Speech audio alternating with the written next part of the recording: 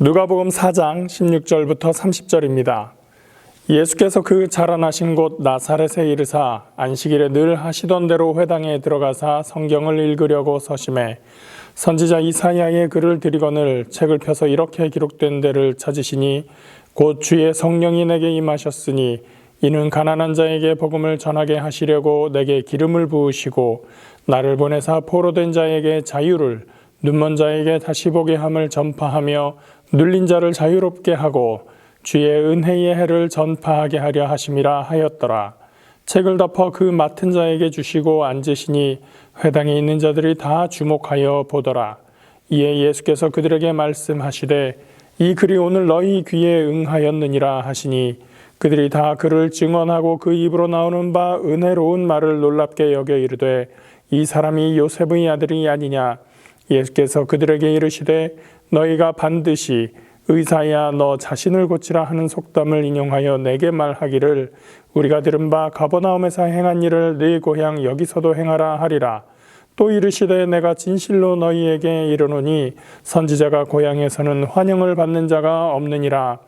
내가 참으로 너희에게 이르노니 엘리야 시대에 하늘이 3년 6개월간 닫히어 온 땅에 큰 흉년이 들었을 때에 이스라엘에 많은 과부가 있었으되 엘리야가 그중 한 사람에게도 보내심을 받지 않고 오직 시돈 땅에 있는 사렙다의 한 과부에게 뿐이었으며 또 선지자 엘리사 때에 이스라엘에 많은 나병 환자가 있었으되 그중의 한 사람도 깨끗함을 얻지 못하고 오직 수리아 사람 나아만 뿐이었느니라. 회당에 있는 자들이 이것을 듣고 다 크게 화가 나서 일어나 동네 밖으로 쫓아내어 그 동네가 건설된 산 낭떠러지까지 끌고 가서 밀쳐 떨어뜨리고자 하되 예수께서 그들 가운데로 지나서 가시니라. 자, 오늘 이야기는 갈릴리 나사렛의 한 회당에서 안식일에 있었던 일입니다.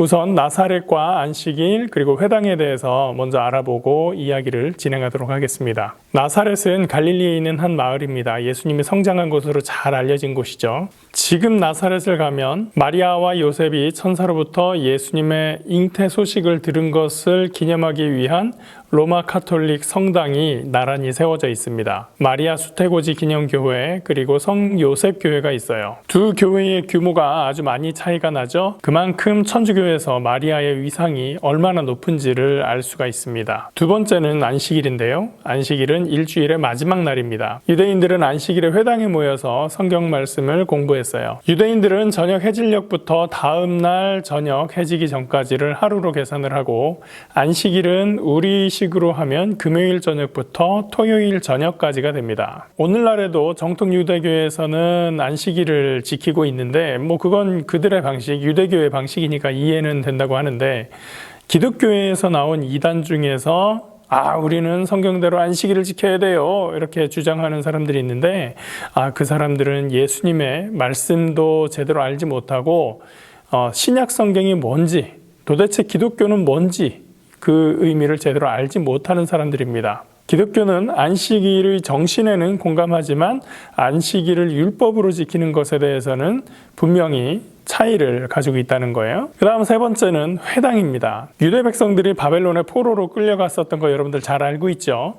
그때 당시에 이 성전이 무너지기도 했었거니와 성전이 그 포로로 간 곳에는 없었으니까 당연히 성전 예배를 할 수가 없었죠. 그래서 사람들은 성경 말씀을 공부하는 장소를 한 군데 정하고 그곳에서 안식일마다 모여서 말씀을 배우곤 했습니다. 그곳이 바로 회당 문화가 됐는데 포로기를 끝내고 본국으로 돌아와서도 안식일마다 이 사람들은 회당에 가서 성경 말씀을 배우는 일을 했었던 거죠. 오늘 본문에 나왔던 것처럼 예수님께서 회당에서 안식일에 가르치셨다라고 하는 것은 이러한 당시 시대적인 상황을 배경으로 하는 일이었습니다. 예수님은 이사야 말씀을 펴서 읽으셨죠. 주의 성령이 내게 임하셨으니 이는 가난한 자에게 복음을 전하게 하시려고 내게 기름을 부으시고 나를 보내사 포로된 자에게 자유를 눈먼 자에게 다시 보게 함을 전파하며 눌린 자를 자유롭게 하고 주의 은혜의 해를 전파하게 하려 하심이라 하였더라. 이 말씀은 이사야 61장 1절에서 2절에 있는 말씀이에요. 이사야 선지자는 앞으로 오실 메시아 구원자에 대한 예언을 한 선지자로서 유명하죠. 오늘 이 말씀도 다가올 메시아, 약속의 메시아에 대한 설명을 기록한 구절입니다. 그렇기 때문에 21절에서 예수님이 이 글이 오늘 너희 귀에 응하였느니라 라고 말씀하신 것은 굉장한 의미가 있는 거예요. 바로 예수님 자신이 성경에서 약속했던 그 메시아, 구원자다라고 하는 말씀인 것이죠. 사실 예수님이 읽으신 이 구절의 내용과 우리가 여태까지 예수님에 대해서 배운 내용을 비교해봐도 잘 알 수가 있어요. 먼저 주의 성령이 내게 임하셨다고 했는데 침례 요한에게 침례 받으실 때 성령이 비둘기같이 임하셨다는 말씀 기억날 거예요. 이렇게 주의 영이 임하셨다. 이어서 가난한 자에게 복음을 전한다고 했습니다. 오늘날도 그렇게 생각하는 사람들이 있겠지만 당시 사람들은 가난하고 병들고 상처받고 이런 사람들을 저주받은 사람들이다, 저주받은 인생이다 라고 생각하는 사람들이 많았어요. 반대로 부귀영화를 누리고 뭔가 높은 자리에 올라가 있고 자식들도 승승장구하고 그러면 축복받은 사람이라고 생각을 하는 것이죠. 그런데 예수님은 오셔서 가난한 사람, 병든 사람, 사회에서 너무나 약한 사람들, 그들의 곁으로 다가가시고 아픈 사람들을 치유하시는 그런 사역들을 많이 하셨던 것을 우리가 알고 있죠. 또 예수님은 질병에 포로된 사람들, 보지 못하는 사람들을 질병에서 벗어나게 하심으로써 자유를 주셨고요. 그런 사역을 통해서 하나님의 나라는 이런 것이다 라는 것을 말씀해 주셨습니다. 모든 억눌린 것이 풀어지고 하나님께서 그 백성을 기꺼이 받아주신다 라고 선포하셨던 것이죠. 이것만 봐도 예수님이 구약에서 약속하신 바로 그 메시아가 맞구나, 구원자가 맞구나 라는 것을 우리가 알 수 있습니다. 그리고 바로 그것이 우리 믿는 자들에게 복음이 되는 것이죠. 그러나 그 말씀을 들은 고향 사람들은 굉장히 차가운 반응을 보였어요. 그들이 다 그를 증언하고 그 입으로 나오는 바 은혜로운 말을 놀랍게 여겨 이르되 이 사람이 요셉의 아들이 아니냐, 놀랍게 여겼다. 이 놀랍게 여겼다, 놀랍다는 말은 상황에 따라서 여러 가지 의미로 들릴 수가 있어요. 먼저 모르던 것을 알았을 때 우리는 깜짝 놀랄 수가 있어요. 어떤 지식적인 차원에서도 그럴 수 있겠죠. 야, 이게 그런 거야? 난 몰랐네. 이야, 희한하다, 놀랍다 라고 할 수 있을 거예요. 또 생일잔치 같은 거, 뭔가 어떤 사람들을 기쁘게 놀라게 해주기 위해서 잠자코 조용히 있다가 몰래 뭔가를 준비하고 깜짝 파티를 해주는 것, 서프라이즈 이러는 것도 그런 종류의 하나가 될 수 있을 거예요. 또 한편으로는 기대하지 않았는데 너무 훌륭한 광경이나 결과를 보았을 때도 우리는 놀라게 됩니다. 자, 이런 것들은 놀랍고 신기한 것이다 라고 하면 어떤 경우에는 자, 이상하고 의아하고 이해가 안 되는데 그래서 놀랍다라는 표현을 쓸 수도 있어요. 나사렛 사람들은 예수님이 하신 말씀을 듣고 바로 이렇게 이상하게 생각했었던 거예요. 아니, 이 사람은 요셉의 아들이잖아. 우리가 이 사람 성장한 걸 다 아는데 뭐 어딜 갔다 오더니 갑자기 자기가 메시아라는 거야? 뭐야? 사람들은 예수님을 무시했어요. 이 무시는 아마도 질투에서 나온 것 같아요. 그래서 예수님이 하신 일에 대해서 알아보려고, 그리고 예수님의 말씀에 대해서 들어보려고 생각하지 않고 겨우 네가 알면 뭘 한다 그래? 네가 해봤자 뭘 한다 그래? 라고 무시했던 거죠. 걔 아무것도 아니야. 걔 옛날에 내 밑에 있던 애야. 근데 여러분, 혹시 이런 모습이 나의 모습은 아닐까? 우리는 좀 생각해 봐야 돼요. 사실 이러한 실수들을 우리가 너무 잘 하기도 하거든요. 누군가 훌륭한 일을 했을 때, 뛰어난 성적을 보였을 때 우리는 그 사람에 대해서 축하하고 기뻐해 주기보다는 아유, 그거 사실은 별거 아니야. 에이, 쟤 사실은 별거 아니야 라고 하는 경우가 많이 있어요. 예를 들면 오디션 프로그램이나 유튜브나 인스타로 유명해졌다가 구설수에 올라서 폭망하는 사례들이 많이 있어요. 그런 걸 보면서 첫 번째로 드는 생각은 이야, 정말 생활 잘해야겠구나. 한번 잘못하면 평생 갈 수도 있겠구나. 그런 것이고요. 그 다음에는 저런 사람은 어떻게 하면 다시 용서받을 수 있을까? 다시 재기할 수는 있을까? 그런 생각이 들어요. 그렇지만 마지막으로 드는 생각은 어쩌면 이게 가장 무서운 일이라고 생각을 하는데 저 중에 억울한 사람은 없을까라고 하는 거예요. 누군가 악의적으로 그 사람의 성공, 그 사람이 유명해진 것을 시기해서 그 사람이 돈 잘 버는 게 질투나서 근거도 없이 욕하고 미워하는 것이죠. 그리고 사실은 그렇게 비난받을 만한 일은 아닌데 누구나 있을 수 있는 실수이거나 혹은 그런 상황이 아닌데도 그 상황을 비꼬아서 비틀어서 저렇게 이야기하는 건 아닐까라는 걱정이 요즘은 참 많이 들기도 해요. 우리는 남의 얘기만 듣고서 잘 알지도 못하면서 함부로 돌 던지고 있지는 않은가라는 것을 늘 조심하고 생각해야 돼요. 오늘 예수님의 경우가 그렇거든요. 만일 예수님이 장군의 옷을 입고 뒤에 큰 군대를 거느리고 오셨다라고 하면 사람들이 똑같이 반응을 했을까? 좀 달랐을 것 같아요. 오히려 그렇게 되었다면 사람들은 와서 예수님에게 아부하고 아첨하고 했을지도 몰라요. 그런데 너무나 평범한 모습으로, 너무나 익숙한 모습으로 와서 메시아라고 하니까 사람들은 예수님의 사역과 말씀에 대해서 제대로 알아보려고 하지도 않고 하찮은 동네 청년으로만 생각을 했던 것입니다. 그 사람들의 마음 상태가 이미 너무 거만해요. 그들은 나보다 못난 사람은 무시하겠다는 마음가짐이 그들이 의식하지 않아도 그들 마음속에 늘 자리 잡고 있는 거예요. 나하고 같은 레벨에 있던 사람이 어느 정도 나보다 좀 잘 나가면 시기하고 미워하는 거예요. 예수님은 그들의 태도를 지적하십니다. 예수께서 그들에게 이르시되 너희가 반드시 의사야 너 자신을 고치라 하는 속담을 인용하여 내게 말하기를 우리가 들은 바 가버나움에서 행한 일을 네 고향 여기서도 행하라 하리라. 또 이르시되 내가 진실로 너희에게 이르노니 선지자가 고향에서는 환영을 받는 자가 없느니라. 그리고 구약에 있는 두 가지 사례를 얘기하시죠. 내가 참으로 너희에게 이르노니 엘리야 시대에 하늘이 3년 6개월간 닫히어 온 땅에 큰 흉년이 들었을 때에 이스라엘에 많은 과부가 있었으되 엘리야가 그중 한 사람에게도 보내심을 받지 않고 오직 시돈 땅에 있는 사렙다의 한 과부에게 뿐이었으며 또 선지자 엘리사 때에 이스라엘에 많은 납병 환자가 있었으되 그 중에 한 사람도 깨끗함을 얻지 못하고 오직 수리아 사람 나만 뿐이었느니라. 사렙다는 히브리어로 사르밧이라고 하는 마을인데요. 아합 왕의 우상 숭배로 하나님께서 진노하셔서 이스라엘에 가뭄을 내린 적이 있어요. 그 기간이 3년 6개월 정도 됐었는데 그때에 하나님께서 선지자 엘리야를 사르밧에 있는 이 엄마에게 보내셨습니다. 혼자서 남편도 없이 아이를 키우고 있는 이 엄마에게 엘리야는 하나님의 능력으로 그 가정의 음식의 재료가 끊어지지 않도록 해주셨던 그런 일이 있었어요. 엘리사가 나만 장군의 피부병을 요단강에서 7번 씻게 함으로써 낫게 하였다라는 얘기는 여러분도 어릴 때부터 여러 번 들었을 거예요. 이 두 사람, 사르밧 여인과 나만 장군의 공통점이 있어요. 뭘까요? 맞아요. 이방인입니다. 이 두 사람 다 이스라엘 사람, 유대 사람이 아니라 이방인이었어요.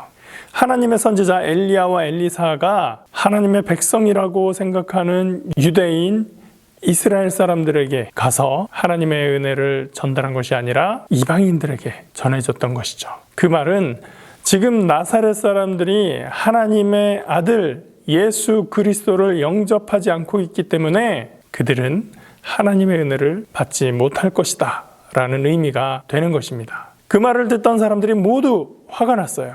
그 별거 아닌 것 같은 예수 그 청년 하나 좀 무시해보고 좀 어떻게 밟아볼까 했는데 말대꾸 하나하나 하는 것 정도가 아니라 아니 하나님의 은혜가 우리에게는 없다 하다니 그들은 분노했습니다. 회당에 있는 자들이 이것을 듣고 다 크게 화가 나서 일어나 동네 밖으로 쫓아내어 그 동네가 건설된 산 낭떠러지까지 끌고 가서 밀쳐 떨어뜨리고자 하되 예수께서 그들 가운데로 지나서 가시니라. 와, 옛날 사람들은 너무 무시무시한 것 같아요. 사람을 절벽으로 밀어 떨어뜨리려고 했대요. 그러나 어느 순간 예수님께서 그들 사이를 뚫고 걸어 나오십니다.